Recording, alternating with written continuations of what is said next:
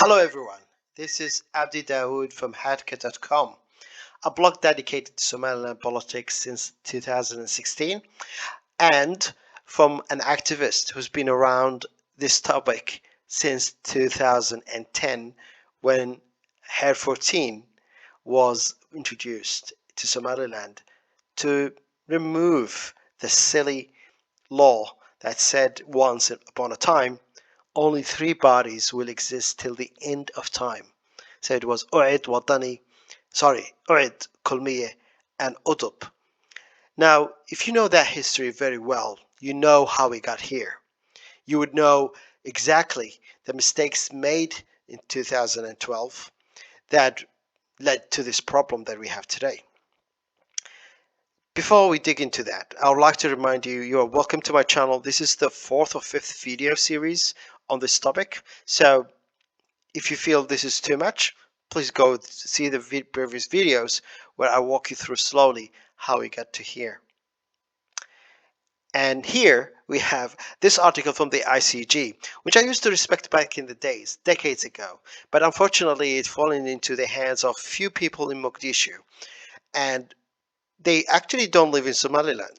They're writing this rubbish from Mogadishu or from Kenya or whatever, and just, passing on judgment. So today we're going to reveal, although for many of you it would be very easy to spot, how this article misses the mark. They say don't judge a book by its cover. And the first thing I see here is this map, supposedly about Somaliland, right? So this article is about Somaliland. This is now about Al-Shabaab. We're not talking about Somalia here, are we? But no, they picked up a map that doesn't show Somaliland. And it's really ironic that you have an article talking about consensus, meeting people in the middle, setting the, yourself with a, good environment so people hear you out, and there it goes. So it feels like I'm reading too much to it, isn't it? But actually, this reading of this article, this actually goes hand in hand with what you will get. A condescending view about what Somaliland is. Here's an advice, take it or leave it. It's going to be published. It has this brand name, right? So all these ambassadors will read this, and we don't need anyone else looking at this from Somaliland citizens. Who cares, right? It's an outsider view, which is actually why it's 100% wrong. And guess what? It's going to conclude with that, actually. Literally, it will say, we need outsiders to intervene in the Somaliland politics and resolve this problem instead of Somaliland just doing it themselves. Okay, so let's not get ahead of ourselves and take it step by step. So the first thing where it starts, it says here are two important dates in November and December, and there's a problem which one comes first, etc. So from the start, it actually made a mistake already. The authors should have read Somaliland Law 14, which talks about this issue extensively, instead of going to tea shops, as we're going to see, and getting, again, those fairy tale stories about what happens in Somaliland. So Hair 14, or Law 14 in Somali, actually decided and said that 10 years political associations that pass and become political bodies will have 10 years of existence, but in the last year there will be 6 months before the expiry of their license. The new process starts. So it's not actually November and December, it's November and June. So June of this year that just passed, 2022, is where actually the start of the process. And to miss that kind of tells you how this article has missed the mark entirely. So if you're relying only on Somaliland media, good luck, because a lot of that media is already biased and doesn't really tell you what's happening. So you have to do extra work as a journalist. And I rate this article as a journalist and not anything to do with research or anything serious, because the mistakes are all over the place. So here is another important subject that outsiders don't understand. Somaliland has a delay in presidential elections, but once you understand these dates, it's actually on track on another important election, which is the election of the party registrations, which, a process that selects eventually the three parties that's going to continue to exist for the next 10 years. By the way, we talked about this in detail, so I'm not going to get into that. But important to notice is Somaliland is on track, right? They are on track in terms of elections when you put these two together, right? We missed the mark on the presidential elections by a few months, but we are actually on track on the party elections.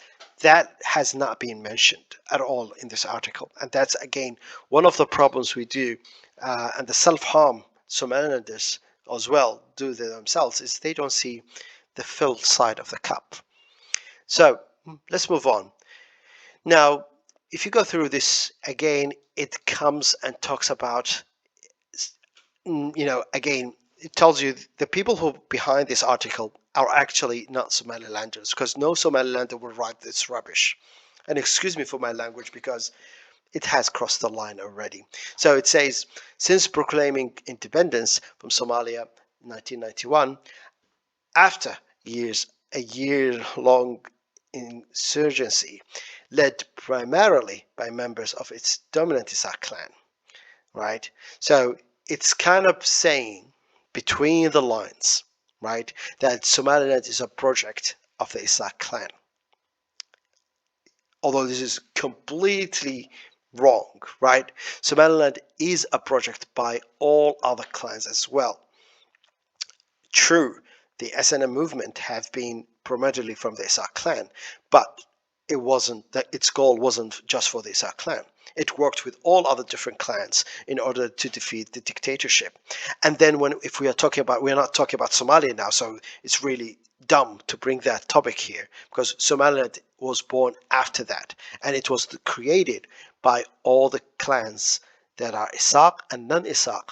And this is, you see, the Declaration of Independence signed by all the clans unanimously, right? This is the Garad Abdel Ghani of the Bahanta clan, one of the people who he's the one who tabled the case for independence.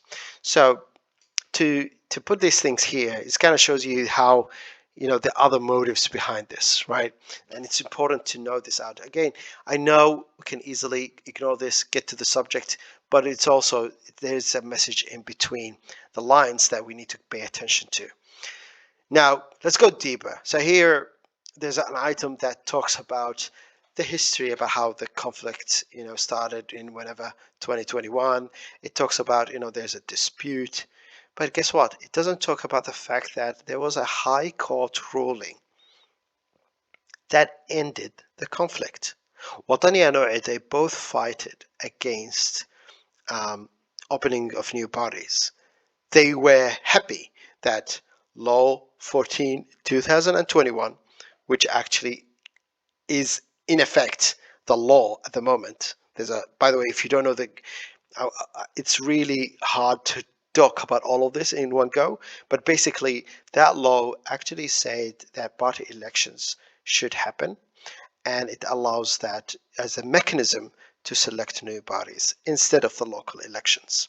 So again, here there's no mention of that entirely. It's just totally skipped, which kind of shows, how the level of delusion and laziness in this report. And it goes on and on and on, talking about how Bihi is trying, is trying to play with the elections and, trying to engineer his extension, and sort of painting him as a person, or his government as a government which tries to avoid elections altogether. And it doesn't mention at all, which is quite, silly, that the Bihi government has did an extra effort by holding a dual election, parliament and local government, which have been delayed for so many decades, and put them together just last year. So the accusation that the government is avoiding holding elections, and this is hurting Somaliland's image by extension. So ignoring those facts kind of shows you how, again, this article is completely, doesn't know what it's talking about. There is, however, parts that I liked, especially this part talking about how exactly this current crisis is a sort of a build-up of many things that happened in the past, right? The schedule has changed a lot because presidential elections got delayed and elections of the local government came forward. Now, that's a good part, but this is where it ends because, again, it makes the mistakes and mistakes again and again, right? So it says Somaliland system does not account for a scenario in which political parties vote is organized separately from local elections. Literally, this was the court ruling. All right. So imagine making a mistake in the paragraphs and then also making that a caption. I should stop reading here, right? This is just a good point here to stop, basically. You could stop here because not knowing this, right, it just shows you how, disillusioned these authors are. Also, there's another law that allows for new parties to form, which is, again, as I mentioned, Law 14/2021, which many think, and this is where there's a sort of consensus between the government and the opposition parties, is that that law is not the line has actually this law actually passed the parliament, right, the lower house, the Gurti, and stayed with the president for 21 days, which according to the constitution is now in effect. So the Abdurazak Khalif, the leader of the parliament, needs to distribute or announce that it's out, and the law tells him so, but he didn't do it, right?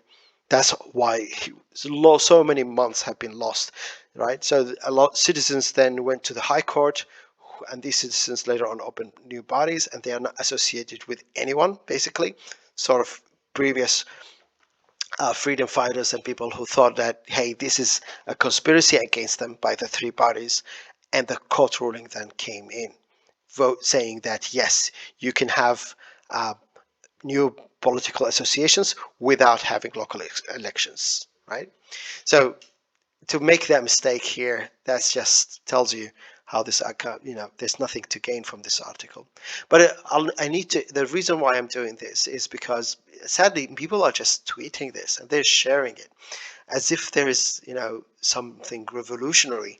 And that's, as you can see, this is total mess, right?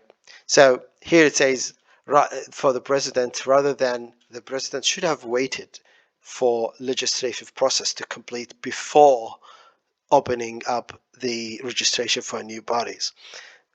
And I don't know where this is coming from. It just completely doesn't make any sense, right? There is a law already, Law 14/2021, right? Sorry, 2011, and also 2021, by the way. They both agree on this.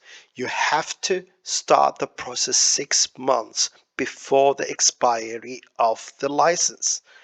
You can't go around this. You have to apply this law until there's a law that replaces it. There's nothing called wait, right? It says wait. Well, time will not stop, isn't it? You can, it's completely nonsense. And when you think about it, there is no, there's no prerequisite to opening the bodies and to wait for the law, because you can, guess what, you can start the process, and while the process is going on, you can go and update the laws, basically to say, okay, there are gaps here and there, right? This is in relation to the word local elections. We need to say party elections, right? These are just small textual changes, right? That does not really affect much. Those are the kind of amendments that need to happen, and it's very simple to do. So it doesn't make sense to. This is kind of so. This is playing with the word. So it says wait. Is what it means is delay. Hey, why not? Don't we delay the whole thing? And the whole article is talking about Somaliland shouldn't have more delays. But here we advocated for delay through this assumed contradictory position that says, just sit down on the law, don't implement it. Yeah. So this is, I like to point it out this way, that yes, the president has did the right thing, and amending the laws can come any time later. We have 6 months now, even, that we're talking about, registration of voters, right? Plenty of time. So this is, again, shows you how this article again fall a trap into the trap, sorry, of the opposition, really, because now you can see the narrative is just closer to one side of the conflict. Okay, so again here, what it does, it says is that um, it says that the government actions coupled with the sense that it moves tilts the system in favor of the ruling party. How can you tilt? Where's there to tilt in the system? The law literally says 6 months before you have to open new bodies, right?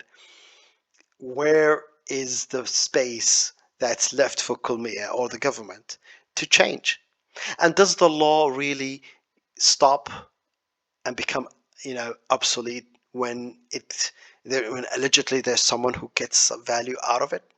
This is natural. This is really natural that, a government or the one in power finds an opportunity where the law is in their basically in their favor, to not expect them to act on it. It's really silly. And if you think about it, Kulmiya has also has a chance to not pass these elections. So the law is not saying Kulmiya is safe and the other two parties have to contest. Everyone is contesting. And we know what's the deal. Everyone wants to contest when they are in power. Kulmiya wants to contest when it's the ruling party. Watani thinks that, well, let me first be president, then I want to contest. And that's just the way it is. And there is no wrong or right. We just need to ignore both sides in terms of their interest. Look at the text, look at the law, look what's good for Somaliland in terms of being more and more democratic, right? That's what we need. And here's a very important thing that people forget. Now, if the presidential elections comes first, there's disadvantage, and this is the group that people ignore. There's a disadvantage position made for the 9 parties, the 9 political parties that just passed, and the new ones. They will be in limbo. So follow me here. So we have 10 years, right? If these bodies do not participate in the in the presidential elections, they will be sitting on their hands for another 5 years.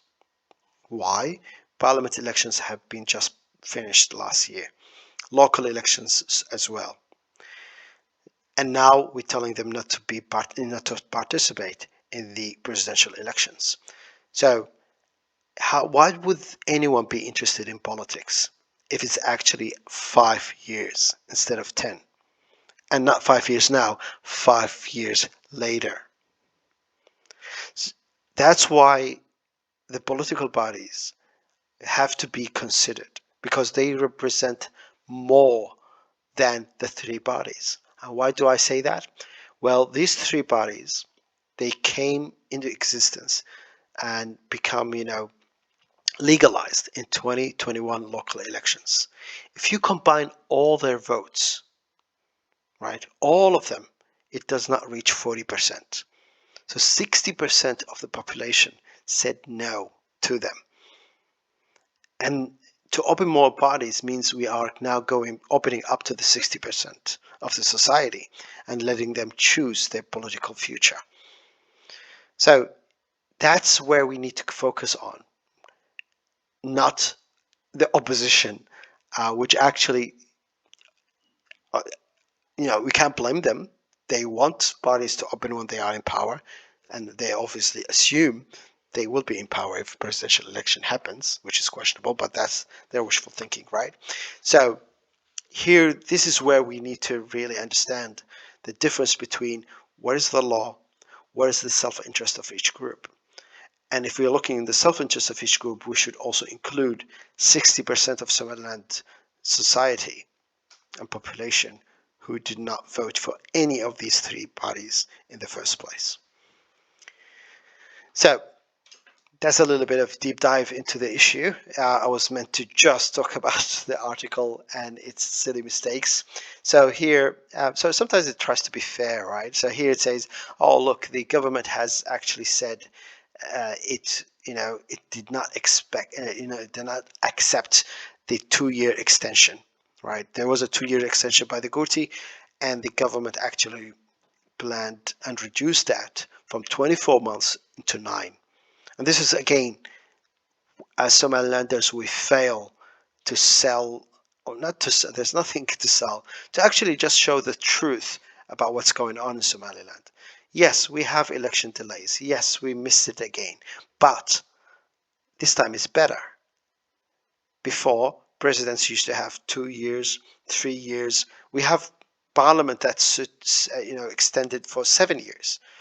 So let's not be absolutists, right? Let's not just say, I want to wake up one day and just see no extensions at all, because that's ridiculous, right? You have to follow an evolutionary process that slowly gets you out of this extension shameful reoccurrence.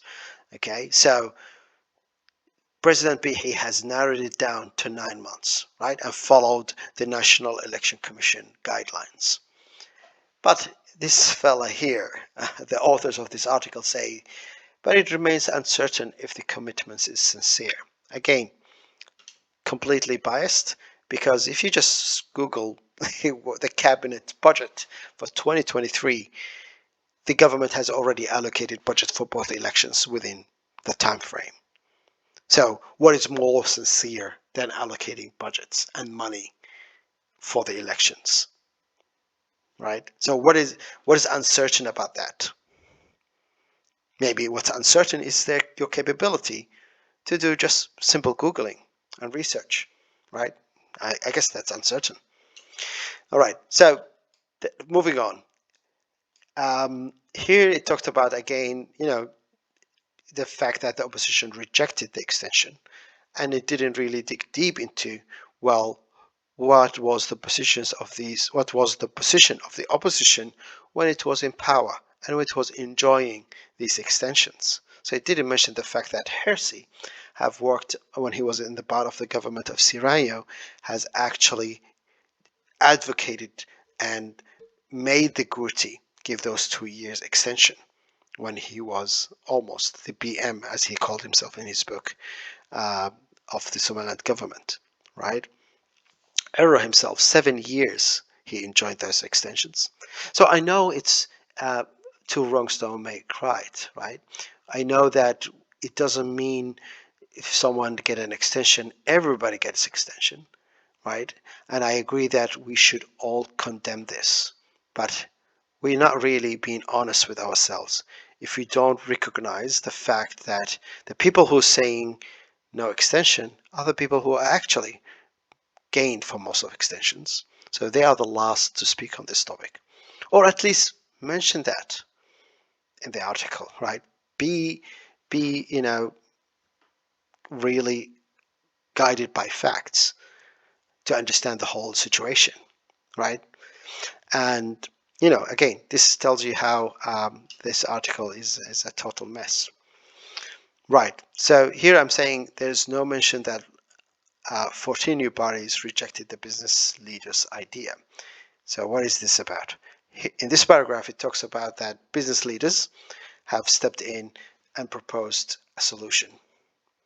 And again, laziness, they think that this was the right solution. And it mentions this again lower there in the article, and it says that this is the right approach. It completely missed that. And this is an article talking about consensus, yeah? So 14 parties have actually rejected that, and they made a statement and said, no, we don't want to miss out on presidential election. Because the business guys said, hey, let's do the elections on the same day. And guess what? The election of presidents is only for the three bodies, the major bodies, including the Watani Anwet, while the nine only participate in the party elections and enjoy actually only 5 years, starting 5 years from now, to become real bodies. And 5 years they will sit on their hands and they say, no, thank you, we're not stupid. Who accepts such a deal? So it's unfortunate that that it's actually missing out on that, right? So what they're actually asking for, the business leaders, is to enhance the monopoly on politics, right? And they really want to do that because, as we know, they worked closely with the current political parties, and they like them to stay. They're not ready for new blood in the system, which will not just go for what they ask for. So again, another missed opportunity there to spill out the facts. Okay, so here is a very long article, by the way, and it's all outdated information. Like I checked the date several times. Like, is this August 2022 or May 2022? Right. Um, so here it's talked about again the election delays. I've talked about this already. I talked that there is already a course of correction, right? Yeah. And this is one thing I would like to highlight. The President Bihi's term is 5 years. He did 2 elections and planning the second set of 2. That's 4 elections. So it's almost 1 election per year, right? And then we talk about delays, right? Somaliland is just Somaliland is just outdoing itself here, right? Tell me any other country in Africa that has almost an election every year. Yeah. So on average, that's what I'm saying. So Kenya does. We're going to talk about Kenya, but Somaliland's actually doing a great job in terms of elections. And I have to highlight this to those of you who know and follow my blog. I've criticized the government in so many situations, right? But when it comes to electoral democracy, I think Somaliland government and all the previous government have been improving and building on top of success from one term to another. And that's what matters here. And this is important because what I stand for is actually more improvement. And in this article, the only reason I opened it up, I was thinking, well, what idea will they bring, right? What is the next step of our evolution that this article will bring? Only to just find out this is a retarded piece of text that really does not translate to anything useful. Okay, so it talks about consensus several times, okay? And I'll come back to that later. But note that word because it's really interesting. Another one is that leaders on both sides have a winner-take-all mentality. Is it a charity here? This is politics, right? There is a throat-cutting business, right? It's you play by the rules, you try to be a winner, and yes, winner takes all, as long as you're following the laws. It's a presidential system, right? If it's not like you have a body that won 10% and is now trying to get other smaller bodies to form a coalition or such. No, it just works like that. So winner takes all mentality. What do you expect, right? It's really silly thing to say here. Now, it talked about again here the disputing the 2017 election. And this is really what's really important to understand, right? The election of 2017 has been deemed as free and fair, right? And it had the biggest margin of winning, right? Which is 80,000 votes. So the article should have put this into perspective because the dispute doesn't say, it must have been like Kenya where you have 48% and no, what was the other 50 point something, so maybe it was a close race. No, it wasn't, right? It was the biggest margin between the first and the second that has ever happened in Somaliland history, and it was deemed free and fair. So again, the article is just following the mantra of the opposition without doing the homework of of saying, okay, what actually happened here, right?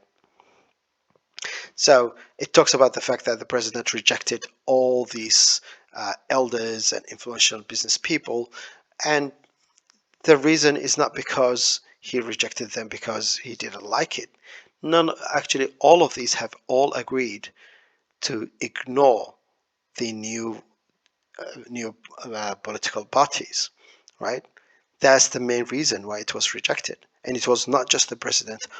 All of them, like you have 12 parties, only two are happy with what's happening, and all the rest are not. So it was not just rejected by Kulmiye, it was rejected by the majority of the political parties.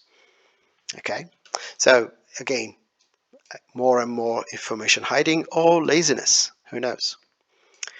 And here's another one. So it says each political party corresponds to an Isaac subclan, and it puts it in bold. This is disgusting. This is absolutely disgusting on many levels. First of all, there is no political party that corresponds to a clan in Somaliland. And especially when you're running for presidential elections, there is no way, no matter how big your clan is or numerous it is, the biggest clan could be like what, 15, 19, between 15, 19%. They cannot win the majority of the votes. So they have to go to every region, and every clan will try to win their votes. So there is a base, definitely. Let's not kid ourselves. There is a base clan for each political party, but it's not one-to-one mapping. It's not that it corresponds to that base, right? And there are parties that have the same base, right? And this is one of the things that if this article was smart enough, they would have understood why Watani or any other party does not want new political parties. It's because they will be there will be people who will now try to take from your base because they are from your same clan. So that's the first problem. So the second part, which is even further more disgusting, is the fact that it says Isaac subclan.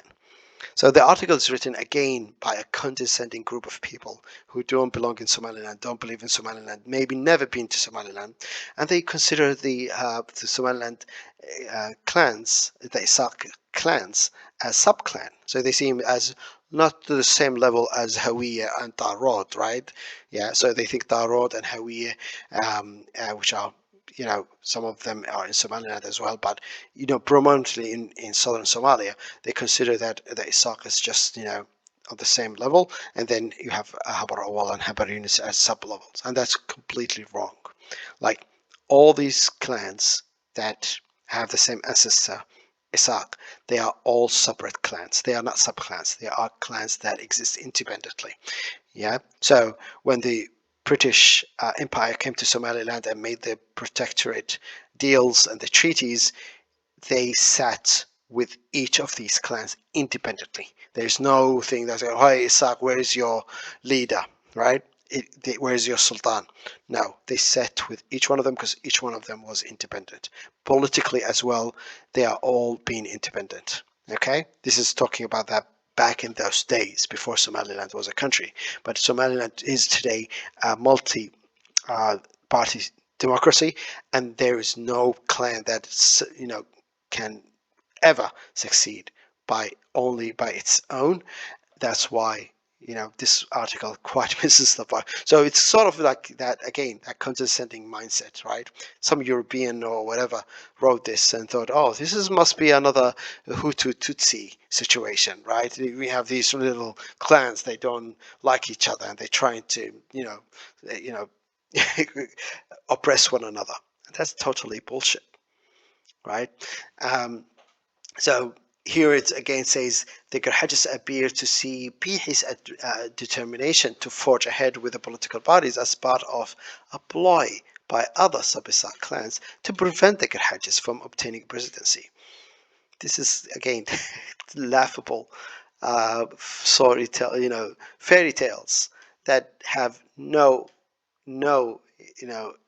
relation to what's going on. Who said this? Where is their reference for this? Did Arrow said this? Did Faisal Arabi said this? Who says this? It's completely bullshit, right? I explained. Watani has a base of the Garhajis clan. That's true. They need all other clans so that they come to power, and there's no one can stop them if they do that, right? What they fear is, well, I'm a politician, I have my base. If there's another politician from a similar base, they will start taking from my people. That's all what it is. So instead of thinking along those lines, which is they could easily find it by looking who else is contesting in the elections, they went ahead and sat with someone, Somali elder, in a tea shop and get this rubbish thing into writing. Okay, Bihi administration has no problem with anyone in Somaliland, regardless of their clan affiliation. And speaking of Garhajis, Bihi has helped the current mayor of Hargeisa, Abdikarim Moge, to become the mayor, right? And did not support his own, candidate who was from his clan and who was from his body to become the mayor. So it's stupidly ridiculous to write these things in this day and age, right? So again, more filthy writings in this article, which is quite unfortunate. And again, and if you look at the new, the total number of political parties we have now, there are 12. 4 of them are Garhajis. So by opening registration, President Bihi has allowed additional 2 Garhajis parties to join, right? So there are 4 now. Okay, so it's more opportunities for them, more opportunities for the tribe actually to say, well, folks, if you didn't like this candidate, let's see which candidate will be the one that all Somaliland clans will, and we're saying clans, but actually it's down to the voters and the issues and the regions and the policies. So again, shows you how this article is full of poison and total crap, right? It says that there is some sort of thing that clans are expecting to say, hey, now it's my turn, and no, it's Garhaj's turn or something like that. And that's also another ridiculous claim. There is no president in Somaliland that took power because it was the turn of their base, right? Nothing happened. Egal did not come in because it was the turn of his Asa Musa clan. Never was the deal, right? Same, Abdurrahman Tour did not came in because of his Garhajis, right? Later on, Tahri Ali did not come because it was his clan. His clan did not say, it's our turn, it's our turn. There's no such thing, right? This is again leaders who need to win elections. They use the clan as a way, whatever means necessary, to win votes. But that's all it is. There is no Hutu-Tutsi situation here, right? That's the the rubbish that they're trying to feed into the public. Okay. So again, consensus comes back again and again, and it's kind of becoming silly at this point, right? Here I ask a question. There is no consensus. Well, okay, let's drill into it. Okay, so if you say we want to make consensus, right, you have to think about consensus within the rule of law and basic rights, right? There's that kind of consensus, which followed by countries where there's constitution, like Somaliland, right? There's countries like Somalia, which this article actually is written by people who are expert in Somalia. Yes, you need consensus outside of the rule of law. You really don't care about the law because there is no constitution, right? So you could just ask people, get in the room, do whatever, agree on whatever you want, and let's do it. Even if it breaks laws, no one cares. So that's the kind of consensus this article is advocating for, not the one that we say, hey, let's try to get to a middle ground and not get, and not step on the laws while doing so. And yes, if we disagree, we go to courts, right? And resolve the conflict. And that's what happened in Kenya, right? They have very close results. They didn't go into a room and said, well, let's just overturn whatever we want and say who won. They went to the court makes the ruling, and after that, end of the story, right? This article mentioned consensus like 20 times, right? It's ridiculous. So to expect Somaliland to follow Somalia and give us solutions from Somalia and what Somalia follows and prescribe that to Somaliland is really, you now understand where they're coming from, right? And unfortunately, there are some Somalilanders who read these few things and say, oh, ICG said consensus. We need consensus. Yeah. Yes, we need consensus within the realm of the law. And what law were I talking about? It's important to mention what law I'm talking about here, because again, you have to think about all the parties. Consensus also means everyone, right? It doesn't mean only the three political bodies that exist, but also the other nine. You have to be inclusive in your consensus. Otherwise, that's not consensus, that's sort of a monopoly, right? And conspiracy against others. And the law that should be followed is the Article 8 in the Constitution, Somaliland Constitution, that says every citizen has the right to be elected and to elect, right? This is the thing that many people in Somaliland don't understand. We want elections. We want elections. Yes, we don't want elections just to elect 60 years old or 70 years old Isaac men who, been just in front of us for 10 years. No, it's also for the opportunity for us to get elected, for us to compete with them, right? If we allow this to happen, it will be allowed to happen every 10 years.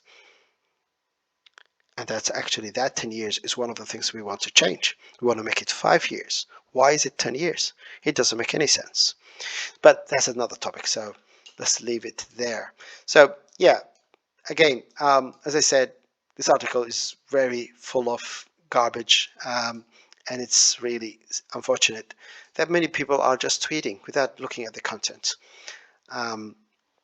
So again, it says let's avoid unilateral solutions, and I ask, was Kenya's ruling of the High Court ruling a unilateral solution? Because we have a court that made this the ruling for us. Okay, is that unilateral? Right? Isn't it unilateral almost when you say let only the three political parties make the deal and not include the other nine political associations? Isn't that unilateral in an aspect? So yeah, it's contradictory. They don't really listen to what they're saying, and they're hiding a lot of information. So that's, yeah. So here's something ironic. I want to be really non-partial here in my views, but I couldn't help this one. So it says, oh, Somaliland now is becoming, more stable financially, so it does what it wants without really begging anyone. And it mentions, yeah, we have the Emirati firm DB World having this multi-million-dollar expansion. And it doesn't mention that actually Aero from Watani was against the DB World deal. I thought it was worth mentioning, right? I know, it's not really on topic, but I just find this ironic. So in the end, all it talks about is, hey, let's get everyone on Somaliland from the international community. Let's force them. Let's do some sort of dictate something on them. And they just forgot that 2021 Somaliland had the most greatest elections, and basically they give the middle finger to the international community. They did it with themselves. They funded themselves, right? And they didn't need their help, because the international community had their own views about how the elections should be done. And Somaliland said, no, thank you. Only, and that has been recognized by everyone, that it was a free and fair election. And the opposition won, which has even made it more legitimate. So it's quite silly not to understand that the resilience of Somaliland, and how these tactics, actually no one is thinking about it. Like, they make these recommendations, and all the countries that Somaliland friends, they understand what's going on. They've been there for ages. Um, so here's maybe I think this is the last point. Maybe there are a few, but look here. ICG is trying to give us HER 14 of their own, right? They say the political association should not be placed on equal footing to the three existing parties. Based on what? Did they read Law 14? Because it talked about this very, very specifically. The law says they are equal from the time that the political association process starts. From June 2022, they are equal. They are all participating in this process. They have to bring their papers and forms, right? There's a little bit of difference, obviously, in some aspects, but they're all equal in the sense that they have entered the registration process, which is sort of an election, an ongoing multi-month election. In August and October, there were some parties that have been disqualified. Udub, right? Udub, which was one of the first political party that won elections ever in Somaliland, was disqualified in this similar process, right, 10 years ago. So to just come in and just say, hey, they shouldn't be placed on simple, on equal footing, just out of nowhere, and just breaking the law, is what I told you. They're treating like Somalia. They think we don't have laws and constitution. They don't know about it, right? So it's completely bullshit. Okay, what's more here to unreveal? Okay, so here it's again, yeah, this is the sort of manipulative, uh, cheap arguments, right? So it says, oh, Somaliland, by doing this, by misbehaving, allegedly, although we talked about there's nothing, about Somaliland now that's doing wrong. This is just a complex scenario we are dealing with. But with everything equal, the government actually is doing great, right? In terms of getting on top of elections, having almost one election per year, narrowing down the extension from 24 months to 9, all of that. But it says, oh, by the way, Somaliland, you guys, yeah, you want it to be recognized as an independent state. This is my harm your image. But let's be honest, what attention was given to this call, right? What we're talking about? Did anyone of these countries even proposed a plan for Somaliland to be independent? It's already an independent state, right? But it's a recognition, and we talk about the real, the de jure recognition, right? So because we have de facto recognition as well. But yeah, tells you how lost these folks are, right? And again, yeah, I've talked about this before. Here it talks about, well, Parliament. Okay, so yeah, so sorry. So here it says, oh, Somaliland institutions are declining in terms of their independence, right? That we have less and less independent institutions, and sort of Musabihi is taking over everything.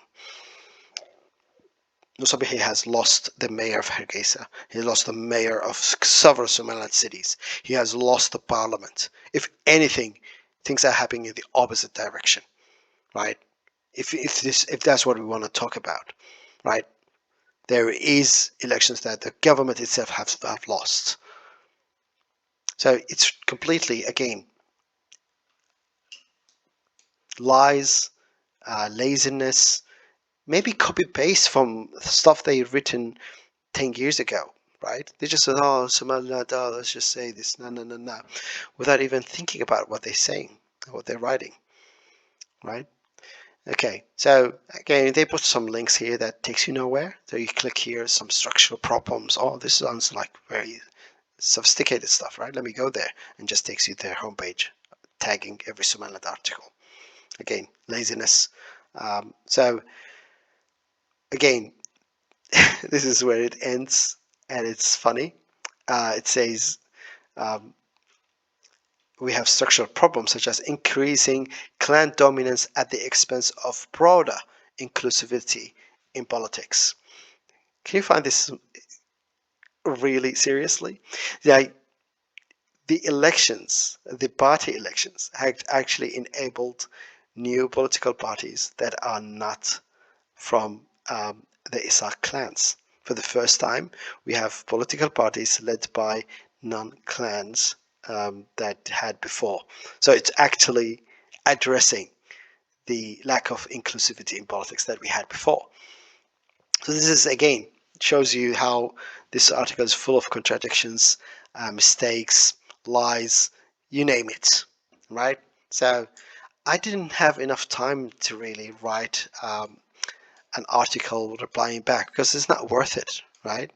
Go through this again myself, and yeah, important things now. Please follow the links below. I'm talking about Somaliland political crisis in much more deeper sense, and I'm proposing solutions, not consensus crap from Somalia, but actual solutions, right? So let me talk about them briefly. Number one, we need the party elections to be abolished. They are, although I've been defending them and I've been talking all about all of this stuff, but actually there's a better idea. We need the presidential elections to be the one that determines who will become a national political party. What that means, all the political parties that exist now, the 12 of them, old and new, they all participate in the presidential elections at one go. It's cheaper. It means it's gonna enable us to do this more often. And that takes me to the second point. We need to open political parties every 5 years. Holding off, having this monopoly of 10 years actually created a mini small dictatorships that we call political parties, right? They can't even now comprehend the idea that they are being contested with. They just used to be the only political power in Somaliland for the last decade, right? So we need to fight that. And also it means that you and me, those of us who are not in the political uh, system, we will need to wait 10 years to because we just missed the deadline, right? The registration has just finished. So that means if you're 30 years old, yeah, good luck. Only when you're 40, that's when you can have a political association. So it's one of the important things that we need to have is we need to have them just 5 years. It's also gonna, reduce the tensions because today if you lose the elections, right, no problems. You just wait 4 years and you have another opportunity, right? Having this 10 years actually made it like life or death for people who wants to be in the politics. And that's why they are freaking out whenever we say, hey, your time is up. Okay, so these are the solutions. Please follow this YouTube channel, this Twitter account, and we are also available on Facebook for more. And we have to understand the history behind this, right? So this is my last conclusion. Hair 14 in 2011 did not exist. Everyone thought that political parties that existed at that time will exist forever. It took people being, vocal about this, like the current party from Dr. Kabose, that actually changed and enabled Watani to come in power. It enabled these 9 political parties that we have today to come in power. The law was made based on those activity and the political activists that at that time, and we need that same uh, political, willpower to do the next step in Somaliland evolution. Thank you very much.